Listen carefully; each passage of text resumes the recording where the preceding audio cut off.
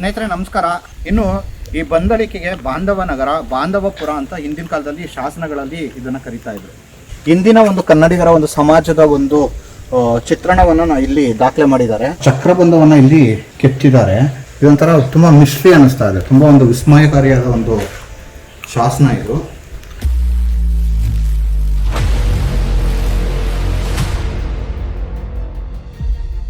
ಸ್ನೇಹಿತರೆ ನಮಸ್ಕಾರ. ನಾನಿವತ್ತು ನಿಮ್ಮನ್ನ ಕರ್ಕೊಂಡ್ಬಂದಿದ್ದೀನಿ ಬಂದಳಿಕೆ ಅನ್ನೋ ಒಂದು ಸ್ಥಳಕ್ಕೆ. ಈ ಬಂದಳಿಕೆ ಇರೋದು ಇವತ್ತಿನ ಶಿವಮೊಗ್ಗ ಜಿಲ್ಲೆಯ ಶಿಕಾರಿಪುರದಲ್ಲಿ. ಇನ್ನು ಈ ಬಂದಳಿಕೆಗೆ ಬಾಂಧವ ನಗರ, ಬಾಂಧವಪುರ ಅಂತ ಹಿಂದಿನ ಕಾಲದಲ್ಲಿ ಶಾಸನಗಳಲ್ಲಿ ಇದನ್ನು ಕರೀತಾ ಇದ್ರು. ಇಲ್ಲಿ ಸಾಕಷ್ಟು ಬಂದು ಜೈನ ಮತ್ತು ಶಾಕ್ತ ಪರಂಪರೆಯ ಸಾಕಷ್ಟು ದೇಗುಲಗಳಿದೆ. ಅದರಲ್ಲಿ ನಾವಿವಾಗ ನಿಂತ್ಕೊಂಡಿರೋದು ಒಂದು ಜಿನ ಮಂದಿರ, ಅಂದರೆ ಜೈನರ ಒಂದು ದೇಗುಲ. ಸೊ ಈ ದೇಗುಲದ ಇತಿಹಾಸ ಏನು ಅಂದರೆ, ಇದನ್ನು 915 ಅಥವಾ 918 ಇಸ್ವಿಯ ಒಂದು ಆಸುಪಾಸಿನಲ್ಲಿ, ಅಂದರೆ ನಮ್ಮ ರಾಷ್ಟ್ರಕೂಟರ ಪ್ರಖ್ಯಾತ ದೊರೆ ಅಮೋಘ ವರ್ಷ ನೃಪತುಂಗನ ಬಗ್ಗೆ ನೀವೆಲ್ಲ ಕೇಳಿರ್ತೀರ. ಕಾವೇರಿಯಿಂದ ಮಾ ಗೋದಾವರಿ ವರಮಿದ್ದ ನಾಡದ ಕನ್ನಡ ದೇಶದೋಳು ಅಂತ. ಕನ್ನಡ ನಾಡಿನ ಹಿಂದಿನ ಒಂದು ಎಲ್ಲೆ ಅಥವಾ ಹಿಂದಿನ ಒಂದು ಕನ್ನಡ ನಾಡು ಎಲ್ಲಿವರೆಗೂ ಹರಡ್ಕೊಂಡಿತ್ತು ಅನ್ನೋದನ್ನು ಮೊದಲ ಬಾರಿಗೆ ದಾಖಲೆ ಮಾಡಿದಂತಹ ಅಮೋಘ ವರ್ಷ ಇರ್ತಾನಲ್ಲ, ಅವನ ನಂತರ ಬಂದಂತಹ ರಾಷ್ಟ್ರಕೂಟರ ಅತಿ ಪ್ರಖ್ಯಾತ ದೊರೆಯೇ ಎರಡನೇ ಕೃಷ್ಣ.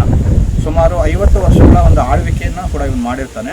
ಇವನ ಕಾಲದಲ್ಲೇ ಈ ಒಂದು ದೇಗುಲ ಕೂಡ ಕಟ್ಟಲಾಗಿದೆ. ಇದನ್ನು ಕಟ್ಟಿಸಿದ್ದು ಯಾರು ಅಂದರೆ ಜಕ್ಕಯ್ಯಪಿ ಅನ್ನೋ ಒಂದು ಹೆಣ್ಣು.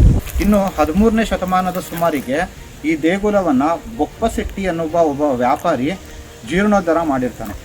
ಸೊ ಇದು ರಾಷ್ಟ್ರಕೂಟರ ಮತ್ತು ಕಲ್ಯಾಣ ಚಾಲುಕ್ಯರ ಒಂದು ವಾಸ್ತುಶೈಲಿಯನ್ನು ನೋಡ್ಬೋದು.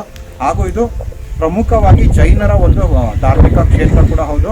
ಹಾಗೂ ಹಿಂದೆ ಇದೊಂದು ತುಂಬ ದೊಡ್ಡ ಒಂದು ವ್ಯಾಪಾರಿ ಸ್ಥಳ ಕೂಡ ಆಗಿತ್ತು. ಆ ಒಂದು ಸ್ಥಳದ ಮುಂದೆ ನಿಂತಿದ್ದೀವಿ. ಬನ್ನಿ ಮುಂದೆ ಹೋಗೋಣ. ಸ್ನೇಹಿತರೆ, ಈ ದೇಗುಲದ ಒಂದು ಹೊರಭಿತ್ತಿಯನ್ನು ನೀವು ನೋಡ್ಬೋದು. ಇಂದಿನ ಒಂದು ಕನ್ನಡಿಗರ ಒಂದು ಸಮಾಜದ ಒಂದು ಚಿತ್ರಣವನ್ನು ಇಲ್ಲಿ ದಾಖಲೆ ಮಾಡಿದ್ದಾರೆ. ನೀವು ಇಲ್ಲಿ ನೋಡ್ಬೋದು, ಇಂದಿನ ಒಂದು ಕನ್ನಡತಿಯರು ಮಾಡ್ತಿದ್ದಂಥ ಒಂದು ಕುಣಿತದ ಒಂದು ಉಬ್ಬು ಶಿಲ್ಪ. ಹಾಗೆ ಹಿಂದೆ ನಮ್ಮವರು ಬಳಸ್ತಾ ಇದ್ದಂತಹ ಒಂದು ತಬಲದ ಒಂದು ಬೇರೆ ಬೇರೆ ರೀತಿ ವಾದ್ಯದ ಒಂದು ಉಪಕರಣಗಳಲ್ಲಿ ತಬಲವನ್ನು ಕೂಡ ಇಲ್ಲಿ ಕೆತ್ತಿದ್ದಾರೆ. ಹಾಗೆ ಅಲ್ಲೂ ಮತ್ತೆ ನೋಡ್ಬೋದು ಕನ್ನಡಿಗರ ಒಂದು ಕುಣಿತವನ್ನು ಇಲ್ಲೂ ಕೂಡ ದಾಖಲೆ ಮಾಡಲಾಗಿದೆ. ಇದು ಹೊರಗಿನ ಒಂದು ಉಬ್ಬು ಶಿಲ್ಪ. ಸ್ನೇಹಿತರೆ, ಈ ಒಂದು ಹೊರಭಿತ್ತಿಯನ್ನು ನೋಡಿದ ನಂತರ ನೀವು ಒಳಗೆ ಬಂದರೆ ಇಲ್ಲೊಂದು ತೆರೆದ ಮಂಟಪ ಕಾಣುತ್ತೆ. ಇದೆಲ್ಲ ರಾಷ್ಟ್ರಕೂಟರ ಕಾಲದ ಒಂದು ವಾಸ್ತುಶೈಲಿಯ ಒಂದು ತೆರೆದ ಮಂಟಪ ಇದು. ನೀವು ಇಲ್ಲಿ ನೋಡ್ಬೋದು, ಸುತ್ತಲೂ 4 ಕಡೆ ಕೂಡ ಈ ಮಂಟಪ ತೆಗೆದುಕೊಂಡಿದೆ. ಇನ್ನು ಇದೇ ದೇಗುಲದ ಒಳಗಡೆ ನೀವು ನೋಡಿದ್ರೆ ಇದು ಶಾಂತಿನಾಥ ಬಸದಿ ಅಂತ ಕೂಡ ಕರೀತಾರೆ. ಸೊ ಈ ಒಂದು ಶಾಂತಿನಾಥ ಬಸದಿಯಲ್ಲಿ ಜೈನರ ಪ್ರಮುಖ ತೀರ್ಥಂಕರಲ್ಲಿ ಒಬ್ಬನಾದ ಶಾಂತಿನಾಥನಿಗಾಗಿ ಇದು ಮೀಸಲಾಗಿ ಕಟ್ಟಿರುವಂತಹ ಒಂದು ದೇಗುಲ ಇದು. ಇದ್ರ ಒಳಗಡೆ ನಿಮಗೆ ಇದು ಕಾಣುತ್ತೆ. ಆದರೆ ಇವತ್ತು ದುರದೃಷ್ಟ ಈ ಒಂದು ದೇಗುಲವನ್ನು ಬಾಗಿಲಾಕಿದ್ದಾರೆ. ಹಾಗಾಗಿ ಇದ್ರ ಒಳಗಡೆ ನಾನು ತೋರ್ಸೋಕ್ಕಾಗಿಲ್ಲ. ಇನ್ನು ನೀವಿಲ್ಲಿ ಸಾಕಷ್ಟು ಕನ್ನಡ ಶಾಸನಗಳನ್ನ ಕೂಡ ನೋಡ್ಬೋದು. ಇಲ್ಲಿ ಬಂದು ನೋಡಿ, ಇದು ಕನ್ನಡದ ಒಂದು ಲಿಪಿಯನ್ನು ಹೋಲ್ತಿರೋ ಕಾರಣ ಇದು ಕಲ್ಯಾಣದ ಚಾಲುಕ್ಯರ ಕಾಲದಲ್ಲಿ ಹಾಕಿರೋ ಶಾಸನ ಕೂಡ ಇರಬಹುದು. ಮತ್ತು ಇಲ್ಲಿ ನೋಡ್ಬೋದು, ಚಕ್ರಬಂಧವನ್ನು ಇಲ್ಲಿ ಕೆತ್ತಿದ್ದಾರೆ. ಇದೊಂಥರ ತುಂಬ ಮಿಸ್ಟ್ರಿ ಅನ್ನಿಸ್ತಾ ಇದೆ. ತುಂಬ ಒಂದು ವಿಸ್ಮಯಕಾರಿಯಾದ ಒಂದು ಶಾಸನ ಇದು. ಇದ್ರ ಬಗ್ಗೆ ಇತಿಹಾಸಕಾರರಿಗೆ ತಿಳಿಸಿ ಸಾಕಷ್ಟು ಮಾಹಿತಿಯನ್ನು ಇದ್ರ ಬಗ್ಗೆ ಪಡಿಬೇಕಾಗಿದೆ. ಸ್ನೇಹಿತರೆ ನೋಡ್ಬೋದು, ಈ ಒಂದು ತೆರೆದ ಮಂಟಪ ಎಷ್ಟು ಸುಂದರವಾದ ಒಂದು ವಿನ್ಯಾಸವನ್ನು ಒಳಗೊಂಡಿದೆ ಅಂತ. ನೀವು ಸುತ್ತ ನೋಡ್ಬೋದು, ಹಿಂದೆ ಕುತ್ಕೊಳ್ಳೋಕ್ಕೆ ಅಂತ ಕೂಡ ಜಾಗವನ್ನು ಕೂಡ ಮಾಡಿದ್ದಾರೆ ಇಲ್ಲಿ. ಸೊ ಸ್ಥಳೀಯವಾಗಿ ಬಂದಂಥ ವ್ಯಾಪಾರಿಗಳಿರ್ಬೋದು ಅಥವಾ ಭಕ್ತರುಗಳು ಯಾರು ಬರ್ತಿದ್ರು ಅವ್ರಿಗೆ ಕುತ್ಕೊಳ್ಳೋ ಒಂದು ವ್ಯವಸ್ಥೆ ಕೂಡ ಇಲ್ಲಿ ಮಾಡಲಾಗಿದೆ. ಸೊ ಇದ್ರ ಜೊತೆಗೆ ನಾನೀಗಾಗಲೇ ನಿಮಗೆ ಈ ಒಂದು ಚಕ್ರಬಂಧವನ್ನು ತೋರಿಸಿದೆ. ಇಲ್ಲಿ ಸಾಕಷ್ಟು ಚಕ್ರಬಂಧವನ್ನು ಇಲ್ಲಿ ಕೊರೆದಿದ್ದಾರೆ.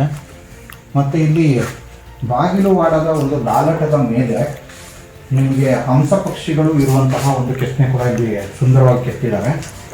ನೀವು ಅದನ್ನು ಕಣ್ತುಂಬ್ಕೋಬೋದು. ಇಲ್ಲಿ ನೋಡಿ,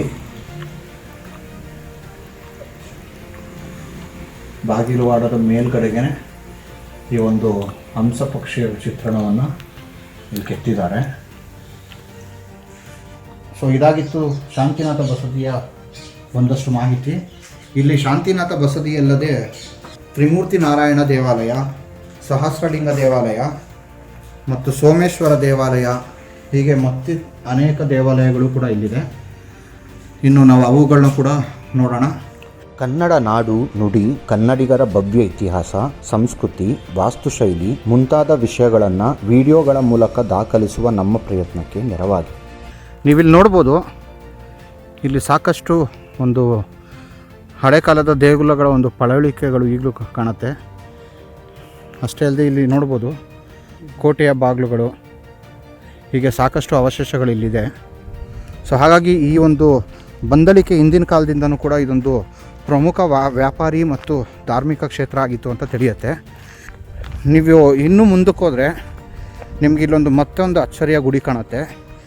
ಈ ಗುಡಿಯ ಹೆಸರು ಸೋಮೇಶ್ವರ ಗುಡಿ ಅಂತ. ಇದಕ್ಕೆ ಮತ್ತೊಂದು ಹೆಸರು ಕೂಡ ಇದೆ, ಅದೇನೆಂದರೆ ಬೋಪೇಶ್ವರ ಗುಡಿ ಅಂತ. ಇದನ್ನು ಬೋಪಶೆಟ್ಟಿ ಅನ್ನುವ ಒಬ್ಬ ವ್ಯಕ್ತಿ ಇದನ್ನು ಕಟ್ಟಿಸಿರ್ತಾನೆ 13ನೇ ಶತಮಾನದ ಸುಮಾರಿಗೆ. ಹಾಗಾಗಿ ಇದನ್ನು ಬೋಪೇಶ್ವರ ಗುಡಿ ಅಂತ ಕೂಡ ಕರೀತಾರೆ. ಇಲ್ಲೂ ಕೂಡ ಕಲ್ಯಾಣದ ಚಾಲುಕ್ಯರ ವಾಸ್ತುಶೈಲಿಯ ಪ್ರಭಾವವು ತುಂಬ ದಟ್ಟವಾಗಿ ಕಾಣುತ್ತೆ. ಇನ್ನು ನೀವು ಇಲ್ಲಿ ನೋಡ್ಬೋದು, ಕರ್ನಾಟಕದ ಒಂದು ಉಬ್ಬು ಶಿಲ್ಪಗಳಲ್ಲಿ ಒಂದು ಅತ್ಯಂತ ರಮಣೀಯ ದೃಶ್ಯ ಇದು. ಏಕೆಂದರೆ ನೀವು ರಾಮಾಯಣ ಮಹಾಭಾರತದ ಒಂದು ಪ್ಯಾನಲ್ನ ಇಲ್ಲಿ ನೋಡಿ ಎಷ್ಟು ಸೂಕ್ಷ್ಮವಾಗಿ ಕೆತ್ತಿದ್ದಾರೆ. ಇನ್ನು ಇದ್ರ ಪಕ್ಕದಲ್ಲೇ ನೀವು ನೋಡಿದ್ರೆ ಈ ಒಂದು ದೇಗುಲದ ಒಂದು ಬಾಗಿಲವಾಡ ಏನಿದೆ ಅದರದ್ದು ಲಾಲಟದ ಮೇಲೆ ಬಂದು ಗಜಲಕ್ಷ್ಮಿಯ ಒಂದು ಉಬ್ಬು ಶಿಲ್ಪ ಕೂಡ ಇದೆ. ಅಂದರೆ ಗಜಲಕ್ಷ್ಮಿಯನ್ನು ಬಂದು ಒಂದು ಅದೃಷ್ಟದ ಸಂಕೇತ ಅನ್ನೋ ಒಂದು ಕಾರಣಕ್ಕೆ ಸಾಕಷ್ಟು ಗುಡಿಗಳಲ್ಲಿ ಈ ಥರ ನಿರ್ಮಿಸ್ತಾ ಇದ್ರು. ಆ ಇದರಲ್ಲಿ ನೀವು ನೋಡ್ಬೋದು. ಮತ್ತು ಈ ಒಂದು ಬಾಗಿಲವಾಡ ಕೂಡ ನೀವು ನೋಡ್ಬೋದು, 4 ಲೇಯರ್ ಇದೆ ಇಲ್ಲಿ, 2 ಕಡೆನೂ ನೀವು ನೋಡ್ಬೋದು. ಇದ್ರ ಜೊತೆಗೆ ನೀವು ಇನ್ನೂ ಸ್ವಲ್ಪ ಮುಂದಕ್ಕೆ ಬಂದರೆ ಈ ಒಂದು ಉಬ್ಬು ಶಿಲ್ಪಗಳನ್ನ ಕೂಡ ನೀವು ನೋಡ್ಬೋದು.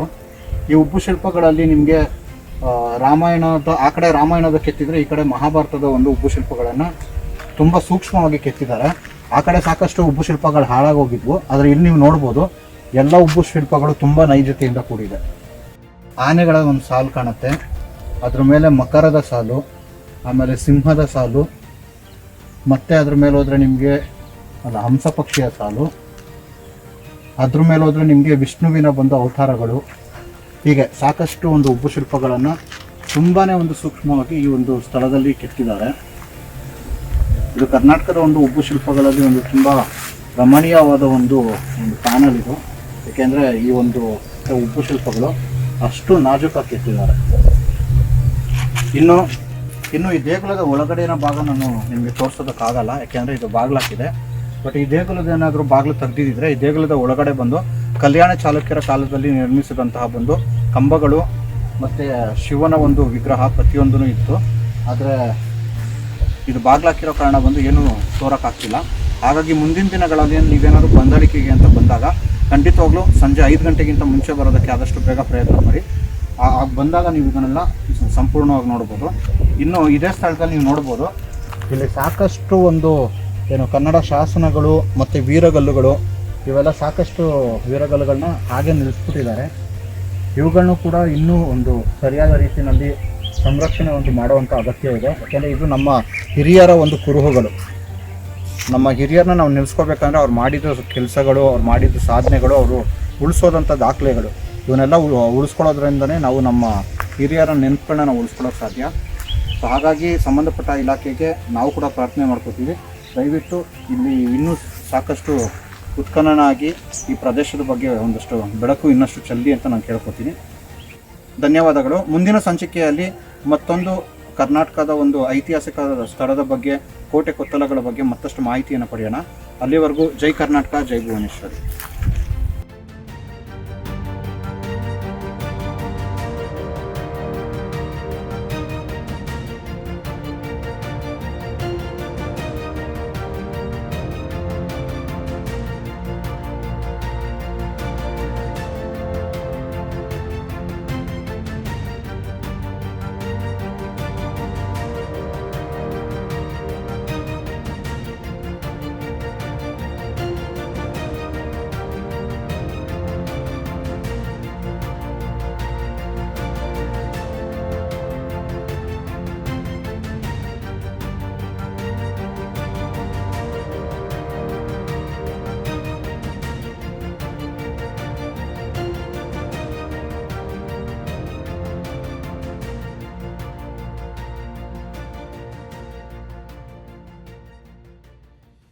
ಕನ್ನಡ ನಾಡು ನುಡಿ, ಕನ್ನಡಿಗರ ಭವ್ಯ ಇತಿಹಾಸ, ಸಂಸ್ಕೃತಿ, ವಾಸ್ತುಶೈಲಿ ಮುಂತಾದ ವಿಷಯಗಳನ್ನು ವಿಡಿಯೋಗಳ ಮೂಲಕ ದಾಖಲಿಸುವ ನಮ್ಮ ಪ್ರಯತ್ನಕ್ಕೆ ನೆರವಾಗಿ